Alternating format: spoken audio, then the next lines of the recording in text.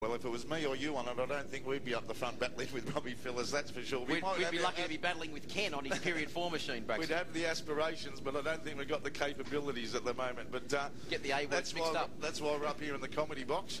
But on pole, Laurie Fife, he was a bit of a disappointment there. Something happened, and we've got bike number, is that 27 that's been pulled off to the side? It looks like bike number 27. Unfortunately, that's Jim Rastakos, who we saw also had some problems in the first race. Obviously, those problems are still existing. The one thing I'm interested to see is if Laurie Fife's been able to make some changes to that machine to maintain the pace, because he certainly fell off in the last couple of laps.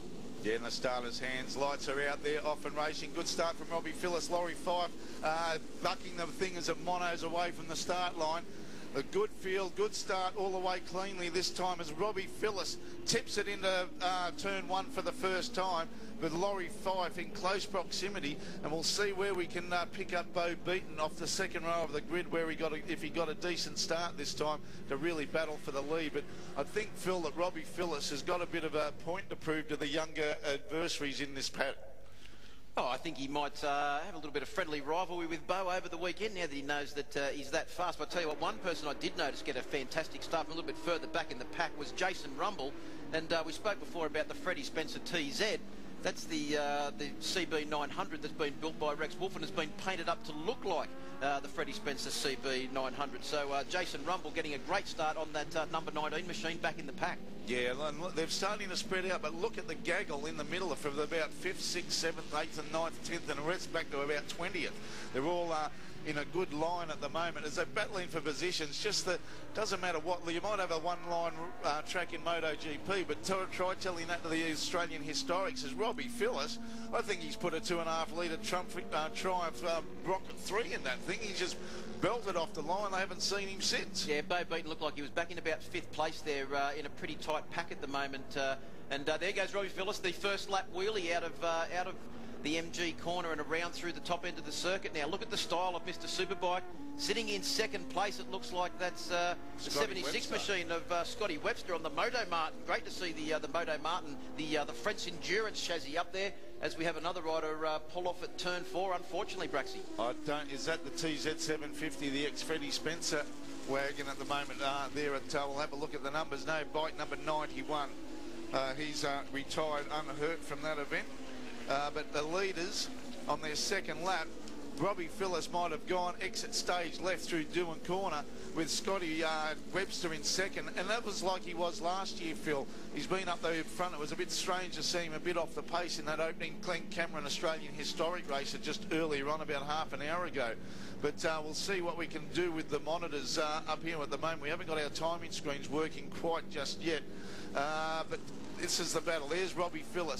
Then it's Scotty Webster. Then bike number 86, Beau Beaton up the 3rd, trying around the outside. How hard on the brakes there. You see the front end shaking as he's trying to pull the thing up. I was going to say, Scotty Webster left his braking to the last minute, and Beau Beaton still cruised in and went around the outside of him. And that's a great performance from Beau Beaton to get on that Irving Vincent. There's the number 19 machine painted up in the Freddie Spencer colours. And as we said, the rider of that machine on bike number 19, Jason Rumble, done a fantastic job. And he's also sponsored by Capricorn Body Art.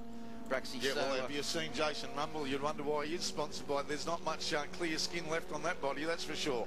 But a really nice guy, and a Freddie Spencer, a tragic to say the least. But the Moto Martin has been relegated to 3rd as Beau Beaton takes the Irving Vincent in the 2nd spot. On their 2nd lap, there'll be 4 to go at the end of this one. Where's Robbie Phillip? He's just disappeared into the distance at the moment. But Beau Beaton, I assure you, will be trying his hardest to try and pull him in. And I'm just trying to say, there's Robbie Phillip. He's got about a 200-metre lead over Beau Beaton on the Irving Vincent. I know Robbie Phillip's attitude. He's just going to go, I'm going to pull the pin, and if you can try and catch me, then we'll have a battle. That's exactly what he's done too in the first 3 laps. He's put down 3 sensational laps, Braxy, and I think the biggest thing is now is Beau Beaton. Can he get some clear track? Can he get far enough ahead of Scotty Webster to be able to have that clear track? Because at the moment, he's got to take some defensive lines because he knows the man that always, and when I say always, I mean every single meeting at Phillip Island, rises to the occasion. I think it must be the Cocoa Pops he has for breakfast. Is that Cocoa Pops? What does he put in it? That sugar really gets him going. But look at the body language of Beau Beaton on this Irving Vincent.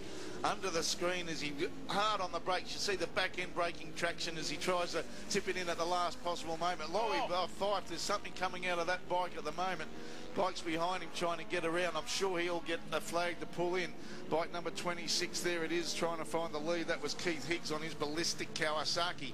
But I don't know what that... Did you see what was coming off? Yeah, it was sparks or something or other. It looked very strange there as Laurie came down into turn 4 on that occasion. Was that a loose cannon? It could have been. It could have been a cannonball dropping off the side of the loose cannons machine. The entertaining battle at the moment, though, is that one that you mentioned about Keith Higgs, and in very close proximity to Jason Patterson, who has probably got the biggest cheerleader crew here this weekend. Look at Scotty Webster again. That's leaving you braking to the last minute, and as we see Laurie Fife blowing things out the exhaust of that GSXR. That's his baffling disappearance. It was his baffling.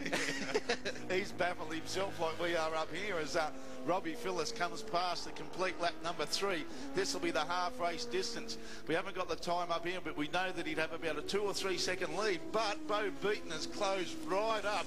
We're in for one hell of a duel for these final